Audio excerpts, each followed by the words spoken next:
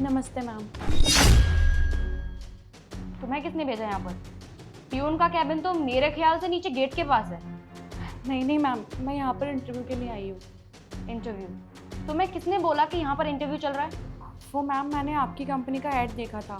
आपकी कंपनी में डेवलपर की रिक्वायरमेंट है ना, तो बस उसी के लिए आई हूँ। तो मैडम, क्या डेवलप करेंगी आप हमारी इस कंपनी में? मैम मैं कुछ समझी नहीं। देखो, मेरी बात का बुरा मत मानना। पहले तुम खुद को डेवलप करो, उसके बाद हमारी कंपनी के डेवलपमेंट के बारे में सोचना। मैम आप ऐसा क्यों बोल रही हो? मैं इसलिए ये सब बोल रही हूँ क्योंकि तुमको देख के ऐसा लगता नहीं है कि तुम हमारी इतनी बड़ी कंपनी की एम्प्लॉय भी बन पाओगी। मैम आप एक बार मेरे डॉक्यूमेंट्स चेक कर लीजिए। आपकी कंपनी के लिए जो भी रिक्वायरमेंट्स है, सारी एलिजिबिलिटी है मेरे अंदर और सारे रिक्वायरमेंट फुलफिल भी करती हूँ। मेरे पास एक्सपीरियंस भी बहुत अच्छा है। आप एक बार डॉक्यूमेंट चेक कर लीजिए मेरे। देखो, क्वालिफिकेशन से ज़्यादा मैटर करता है लुक्स। और अपने एक बार कपड़े देखो, तुम्हारे कपड़ों का कोई ब्रांड है? अपनी शक्ल देखो तुम। बट मैम आपने मुझसे एक क्वेश्चन तक नहीं पूछा, ना ही मेरा इंटरव्यू लिया है, ना मेरे डॉक्यूमेंट्स चेक किए हैं। बिना ये सब किए आप मुझे हायर करने से इनकार क्यों कर रही हो? क्योंकि तुम्हारी शक्ल नहीं है हमारी इस कंपनी में काम करने की। अरे तुम अपनी शक्ल देखो, अपने कपड़े देखो, तुम्हारे कपड़ों का तो कोई ब्रांड भी नहीं है। तुम जैसे लोग हमारी कंपनी में काम नहीं कर सकते। अगर तुम जैसे लोग हमारी कंपनी में काम करेंगे ना, तो हमारी कंपनी का नाम खराब हो जाएगा और मैं ऐसा होने नहीं दूंगी। देखो, हम लोग वीवीआईपी लोगों के साथ डील करते हैं और तुम उनके साथ डील करते हुए अच्छी नहीं लगोगी। तुम गवार लगोगी उनके सामने, तो मैं तुम्हें इस कंपनी में तो आने देने वाली हूँ नहीं। तो चुपचाप यहाँ से चली जाओ। चलो जाओ यहाँ से। बट मैम ऐसा कहाँ पे लिखा हुआ है कि अच्छे कपड़े पहनने वाला या फिर सुंदर दिखने वाला ही यहाँ पर इंटरव्यू देने आ सकता है? अगर तुमने अच्छे कपड़े पहने होते या फिर ब्रांडेड कपड़े पहने होते तो मैं कुछ सोचती भी, लेकिन तुम्हें देख के मैं कुछ नहीं सोच सकती।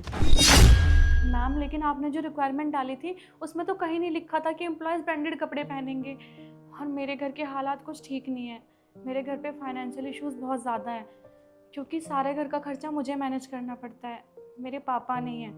मैम मेरे ऊपर बहुत सारी जिम्मेदारियाँ हैं और मुझे इस जॉब की बहुत नीड है। मैम मैं आपसे रिक्वेस्ट करती हूँ, प्लीज़ आप एक बार मेरे डॉक्यूमेंट्स तो चेक कर लीजिए। मैं सारी रिक्वायरमेंट्स फुलफिल करती हूँ। आप प्लीज़ एक बार चेक कर लीजिए, या फिर आप मुझसे कोई क्वेश्चन पूछ के मेरा इंटरव्यू ले लीजिए। मुझे लगता है तुम ऐसे नहीं मानोगी। मेरे साथ बहस कर रही हो, बहुत बड़ी गलती कर रही हो तुम। मैं तुम्हें अभी सबक सिखाती हूँ।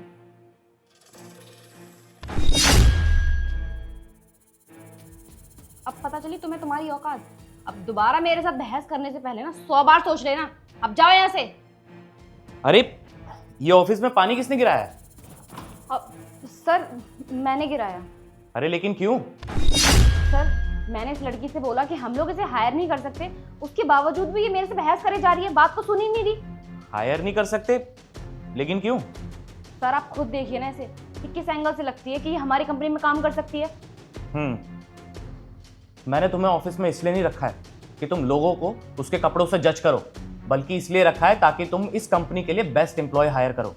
पर सर, बस, तुमने इसके डॉक्यूमेंट्स चेक तक नहीं किए और तुमने बिना कुछ सोचे समझे इसको रिजेक्ट कर दिया। और तो और तुमने इसके साथ कितनी बदतमीजी से बात की है। देखो हनी, किसी के भी कपड़े देख कर ना उसे जज नहीं किया जा सकता, और उसकी काबिलियत उसके कपड़ों से देखी नहीं जाती। इंसान की रिस्पेक्ट करो, ना कि उसके कपड़ों की। और अंशी, तुम कल से ज्वाइन कर सकती हो और तुम इस कंपनी में एज अ मैनेजर जॉब करोगी और हनी तुम्हारे अंडर काम करेगी, क्योंकि तुम्हारी क्वालिफिकेशन हनी की क्वालिफिकेशन से ज़्यादा है। Thank you so much sir. Thank you, thanks a lot. Welcome. Sir मेरी बात तो सुनिए। सर